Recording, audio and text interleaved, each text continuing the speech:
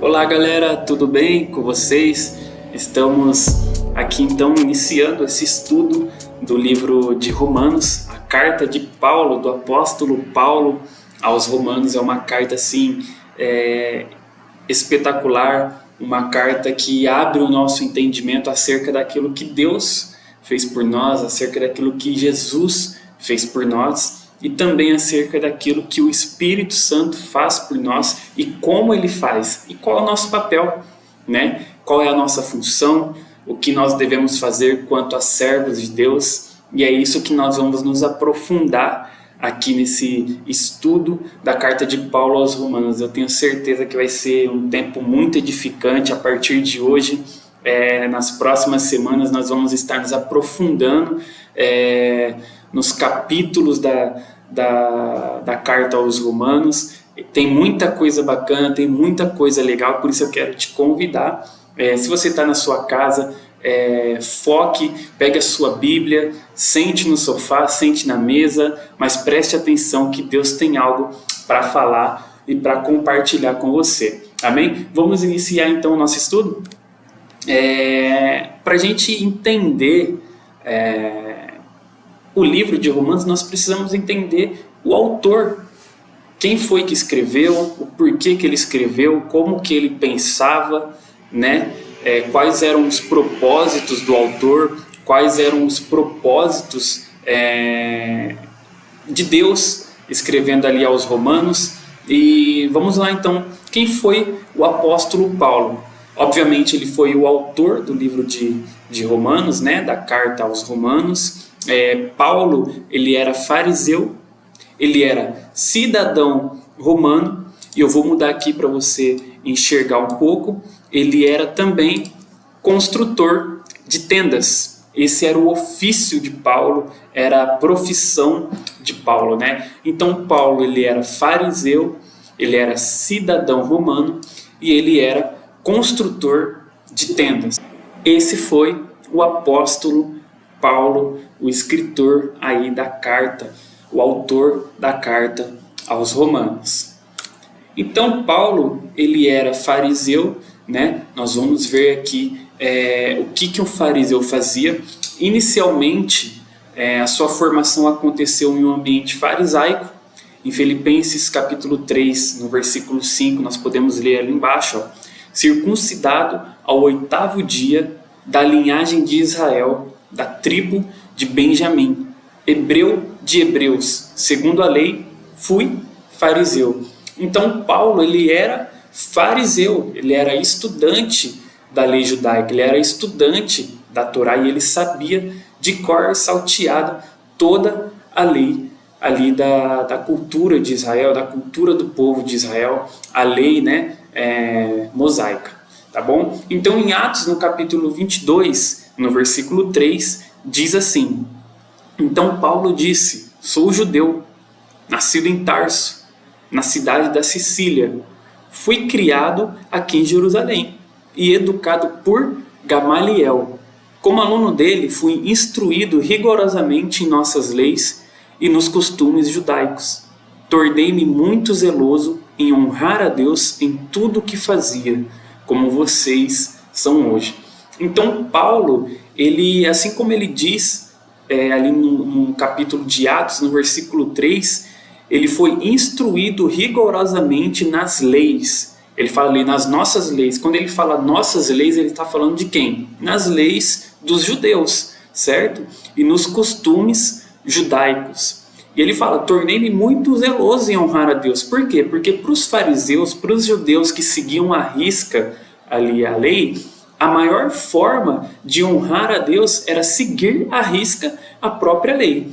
Tá? E também em tudo o que eles faziam. E aí ele fala, como vocês são hoje. Então, além de Paulo ser fariseu, tinha um grupo, tinha um pessoal ali, grande até, né? Tinha um grande povo que se encaixava nesse modo de pensar. Eu vou seguir a lei, eu vou cumprir a lei à risca e com isso eu vou estar agradando a Deus, com isso eu vou estar honrando a Deus e com isso eu estou sendo aqui um ótimo judeu. E de fato, eles seguiam as leis. Por isso que lá na frente, a gente vai chegar lá, eles perseguiam os cristãos. Então ele também era cidadão romano. E aí a primeira pergunta que a gente pode se fazer: como? Se ele era judeu, ele também era cidadão romano? Como assim? Exatamente. Vamos ler ali que a gente vai entender melhor. Circuncidado no 8º dia da linhagem de Israel. Nós já lemos esse versículo. Da tribo de Benjamim. Hebreu de hebreus. Segundo a lei, fariseu. Segundo o zelo, perseguidor da igreja. Segundo a justiça que há na lei, irrepreensível. E aí no 27, ali de Atos 22, fala assim: o comandante foi ter com Paulo e perguntou-lhe: diz-me, és cidadão romano? Sou sim, respondeu Paulo. E aí no 28 fala assim: também eu, murmurou o comandante. E esse direito custou-me muito dinheiro. Paulo por si respondeu: eu sou cidadão romano, mas por nascimento. Então Paulo estava dialogando ali com o comandante, né? E aí ele fala ali com o comandante fala com Paulo, fala assim: olha, você é cidadão romano? E Paulo fala: sim, eu sou cidadão romano. E aí o comandante responde para Paulo: cara, eu também sou cidadão romano, mas isso me custou muito dinheiro, eu comprei esse título de cidadão romano. E aí Paulo olha para ele e fala assim: cara, você comprou o título de cidadão romano, mas eu não. Eu tenho esse direito por nascimento. E aí eu me pergunto, talvez vocês estejam se perguntando também nesse momento: cara, como assim? Paulo, sendo judeu, por nascimento ele tem o direito de ser o cidadão romano. Muitos dizem, muitos historiadores, muitos teólogos, estudantes da palavra, estudantes de história, dizem que o pai de Paulo era construtor de tendas. Por isso que Paulo era muito bom nesse ofício também, porque essa profissão vinha do pai de Paulo. E com essa profissão, estudiosos e teólogos, historiadores dizem que o pai de Paulo talvez fornecia tendas para o Império Romano. E por conta desse serviço prestado para o Império Romano, ele conseguiu o título de cidadão romano. O pai de Paulo, então, ele era cidadão romano, e automaticamente, quando Paulo nasce, pelo pai dele ser cidadão romano, ele conquista esse direito por nascimento, que é exatamente o que ele está falando ali para o comandante, nesse diálogo que nós acabamos de ler aqui, de Atos 22, capítulo 22, versículo 27 e 28.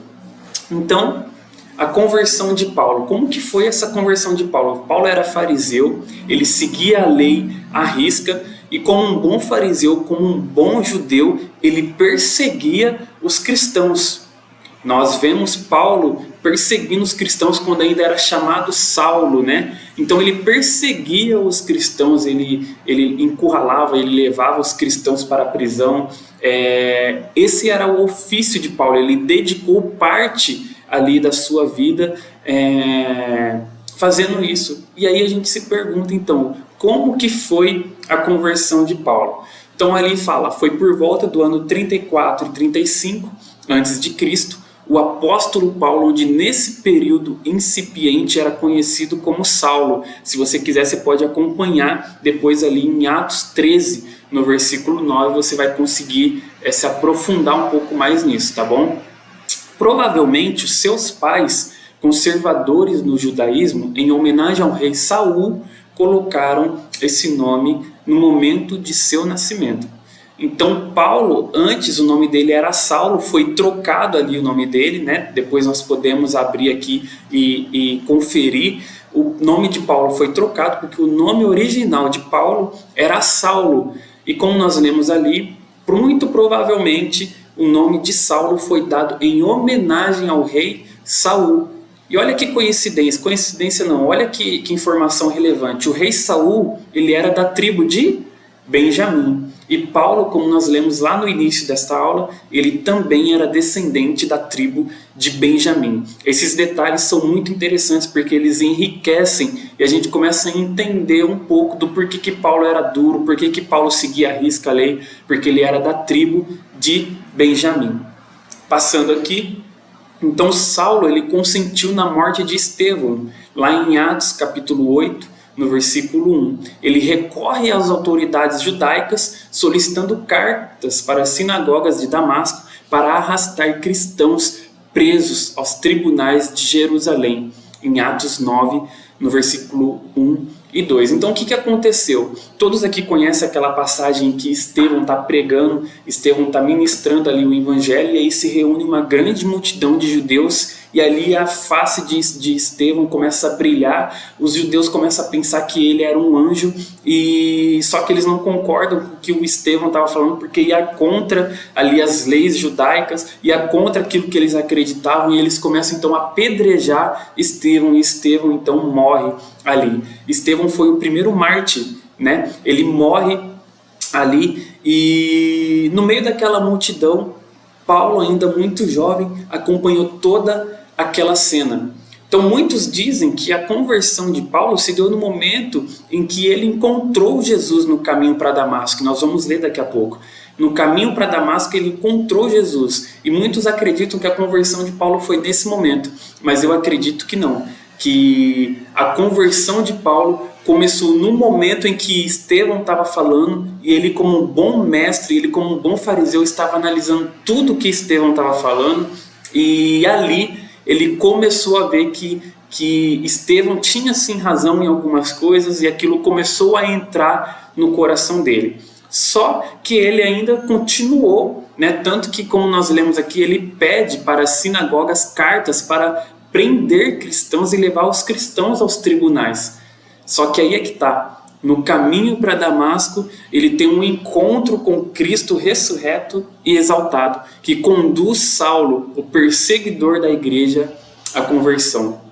Por isso que é muito interessante a gente não deixar de pregar o evangelho, a gente não deixar de ministrar o evangelho para pessoas que ainda não tiveram um verdadeiro encontro com Jesus, porque essa ministração, porque essa pregação, essa palavra que você dá para essa pessoa, enquanto ela ainda não teve um encontro com Jesus, vai dar frutos, vai crescer, vai criar raiz naquele coração. E quando essa pessoa tiver um encontro com Jesus, aquele coração de pedra já vai estar amolecido, aquele coração de pedra já vai estar transformado, facilitando assim na conversão daquela pessoa. E foi isso que aconteceu com Paulo. Ele viu a ministração de Estevão, ele estava ali no meio daquele povo, estava no meio daquele acontecimento. Eu acredito, eu estou falando, tá? Eu acredito que ele foi impactado pela ministração de Estevão, e logo depois ele teve um encontro verdadeiro, um encontro físico, um encontro com Jesus Cristo. E a partir daquele momento, a vida dele não foi mais a mesma. Tá? Então, qual que é o propósito da carta de Paulo aos Romanos? É simples. O propósito é apresentar a mensagem do Evangelho de Deus aos crentes de Roma e explicar como esse Evangelho corrige as divisões entre os crentes judeus e os crentes gentios. Então, deixa eu explicar para você. Paulo, ele então perseguia a igreja, e aí teve a grande diáspora, teve a dispersão daquele povo que estava localizado ali em Jerusalém. Lembra em Atos 2, quando acontece ali o dia de Pentecostes? Um pouco antes disso, fala lá em Atos 1:8, mas recebereis poder ao descer sobre vós o Espírito Santo, certo? E aí eles têm um direcionamento: não saiam de Jerusalém até que dos céus vocês recebam poder. Então eles estavam todos concentrados ali em Jerusalém. Só que com a perseguição de Paulo, com a grande perseguição dos judeus contra os cristãos, eles começam a se dispersar. Então eu acredito que a igreja de Roma, ela nasce assim, com todos os cristãos se reunindo lá. Então Paulo, ele envia carta para essa igreja que estava estabelecida. E quando eu falo igreja, não é igreja, um local assim, igual nós temos hoje.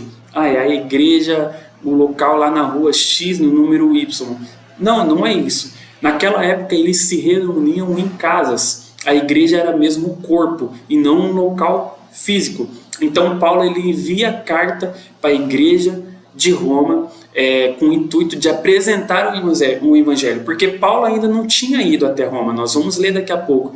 Pedro também não tinha fundado a igreja de Roma. Por quê? Porque se Pedro tivesse fundado a igreja de Roma, Paulo nunca cogitaria ir até a igreja de Roma. Então, se ele cogitava ir visitar a igreja de Roma, isso é sinal que Pedro também não fundou a igreja, certo? Então, guarde essa informação.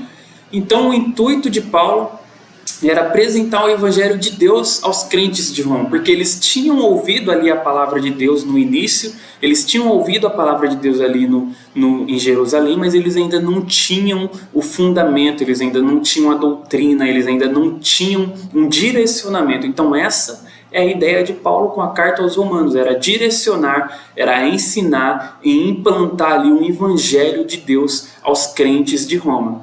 Aí a gente vai ler e explicar como esse evangelho corrige as divisões.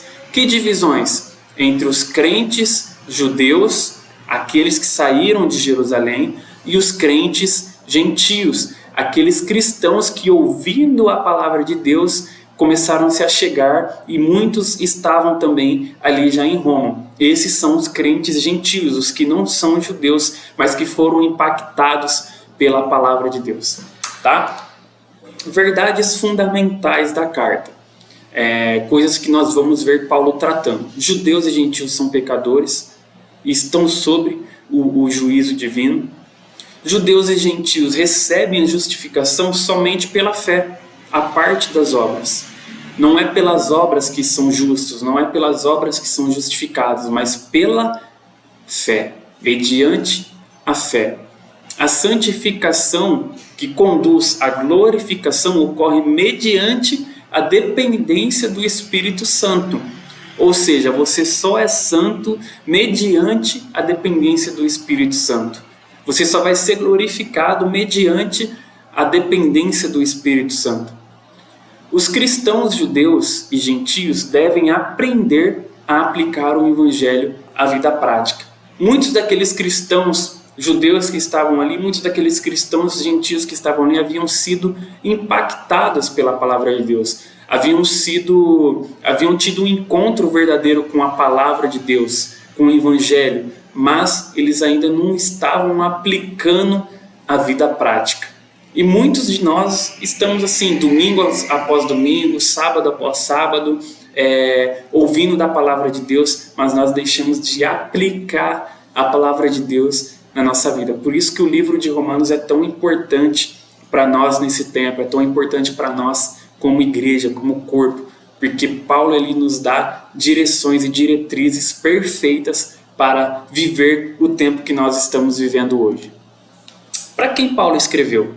A todos os amados de Deus, que estáis em Roma, chamados para serdes santos, graça a vós outros e paz, da parte de Deus, o nosso Pai e do Senhor Jesus Cristo. Romanos 1:7. Então, para quem que ele escreveu? A todos os amados de Deus que estão ali em Roma, ou seja, para judeus, para gentios, para quem ouviu a palavra de Deus, para quem não ouviu, a todos os amados de Deus. E quem estava em Roma? Havia na igreja de Roma cristãos, judeus e gentios, assim como eu falei há alguns minutos atrás. Então essa é a introdução, tá? Essa é a missão de Paulo, esse foi Paulo que escreve a carta aos Romanos, e a partir de agora nós vamos entrar no livro de Romanos com essas informações. Não são informações à toa, tenho certeza que essas informações vai ajudar você a abrir sua mente quando a gente começar a ler o livro de Romanos, tá bom? Não é à toa que nós passamos essas informações para vocês, vocês podem ficar tranquilos que Deus vai abrir o seu entendimento e você vai entender tintim por tintim daquilo que Paulo fala no livro de Romanos. Vamos lá então, mergulhar naquilo que Deus traz para nós através da vida de Paulo nessa carta aos Romanos. Vamos lá então. Vamos ler aqui, livro de Romanos, capítulo 1, tá? A partir do versículo 1. Nós vamos mergulhar e vamos identificar todas as informações que Paulo começa a trazer aqui já logo na sua apresentação aos Romanos. Então, capítulo 1, versículo 1 diz assim: Paulo, servo de Jesus Cristo, Jesus, chamado para ser apóstolo, separado para o Evangelho de Deus, o qual foi prometido por ele de antemão por meio dos seus profetas nas Escrituras Sagradas, acerca de seu filho, que como homem era descendente de Davi, e que mediante o Espírito de Santidade foi declarado Filho de Deus com seu poder, pela sua ressurreição dentre os mortos, Jesus Cristo, o nosso Salvador. Então, esse é o capítulo 1 de Paulo, tá? A partir do versículo 1 até o versículo de número 4, temos aqui informações relevantes e nós vamos entender um pouco do porquê que Paulo se apresenta aos romanos dessa forma, o porquê que ele traz essas informações, tá bom? Então Paulo, ele traz aí 3 afirmações, não são informações, tá? São afirmações, e ele traz 3 importantes afirmações nessa apresentação aos romanos. A primeira, o apóstolo. Ele é o apóstolo. A segunda informação, o evangelho. Ele está ali, ele é o apóstolo, ele está ali para falar sobre um evangelho. E a terceira afirmação, para quem que ele vai falar? Para a igreja, tá? E aí, dentro dessas afirmações, ele traz informações complementares para embasar as informações que ele está trazendo, para embasar as afirmações que ele está fazendo. Ele não pode simplesmente afirmar porque ele acredita naquilo. Ele tem que afirmar e trazer ali um embasamento, trazer a prova real. Então, qual que é a prova real que ele é o apóstolo? A prova real que ele é o apóstolo é que ele é servo de Cristo. Ele é apóstolo, servo de Cristo. Por quê? Porque ele teve um encontro com Cristo. Então, como ele teve esse encontro diretamente, fisicamente com Cristo, ele pode se denominar apóstolo. Assim como o apóstolo Pedro, que andou com Cristo, assim como o apóstolo João, que andou com Cristo e teve contato direto com Cristo, Paulo também teve contato direto com Cristo. E ele está ali reivindicando o nome de apóstolo. Por quê? Porque ele é servo de Cristo e porque ele teve um contato direto com Cristo. A segunda informação relevante que ele traz acerca da segunda afirmação que ele fez é que o evangelho é um evangelho de Deus. Não é um evangelho de Paulo, não é um evangelho de João, não é um evangelho de Pedro, é um evangelho de Deus. Isso ele nos mostra lá quando nós lemos. Vamos ler de novo? Olha, Paulo, servo de Cristo, chamado para ser apóstolo, separado para um evangelho de Deus. Romanos capítulo 1, versículo 1. Separado para um evangelho de Deus. Então o evangelho não é de Paulo, o evangelho não é de qualquer outra pessoa, o evangelho é de Deus. Então, se ele quer conquistar um público que quer honrar a Deus, um evangelho que esse público vai ouvir, um evangelho que esse público vai comprar, é um evangelho de quem? É um evangelho de Deus. E a terceira informação que ele traz, que é relevante, que tem ligação direta com a primeira afirmação, a terceira afirmação que ele fez é a igreja dos santos amados de Deus. Por quê? Ele estava enviando aquela carta para quem?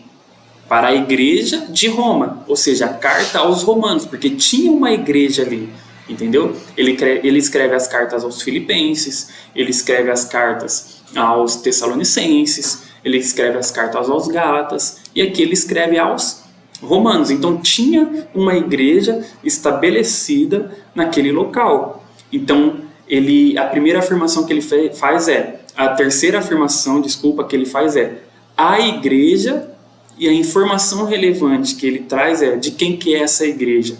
Dos santos e dos amados de Deus. Olha que interessante. Vamos continuar, porque existem outras informações relevantes nessa apresentação que ele faz do versículo 1 até o versículo 4, do capítulo 1 de Romanos, que ele faz e que ele traz para nós.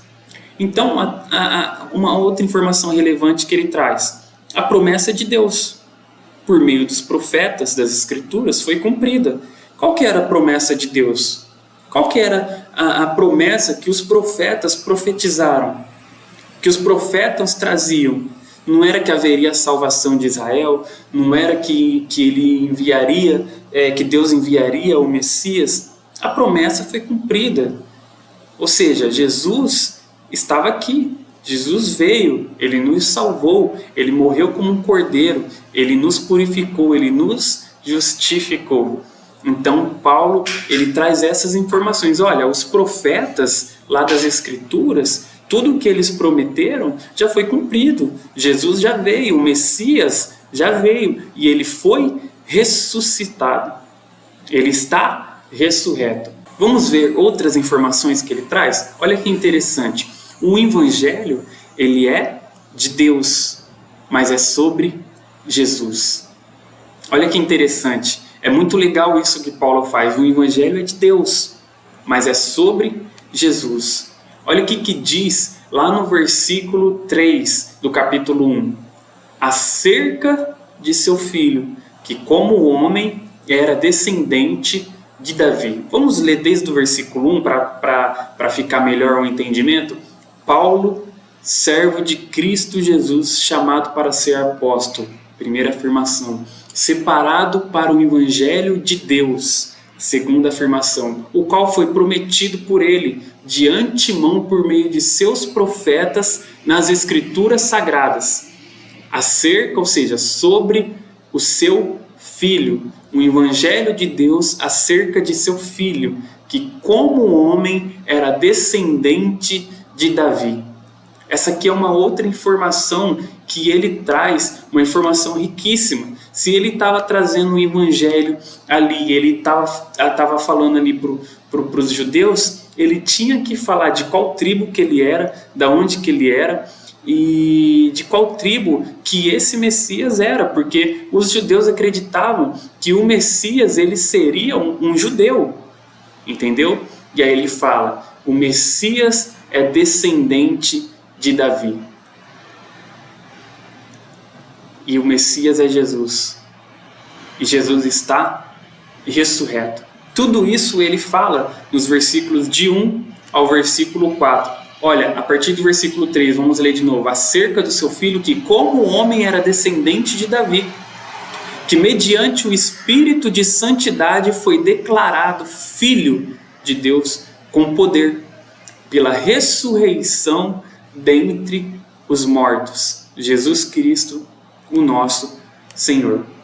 Então ele fala que Jesus é o Filho de Deus, que o Evangelho é sobre Jesus, que Jesus é descendente de Davi e que Jesus está ressurreto. Muito interessante, né?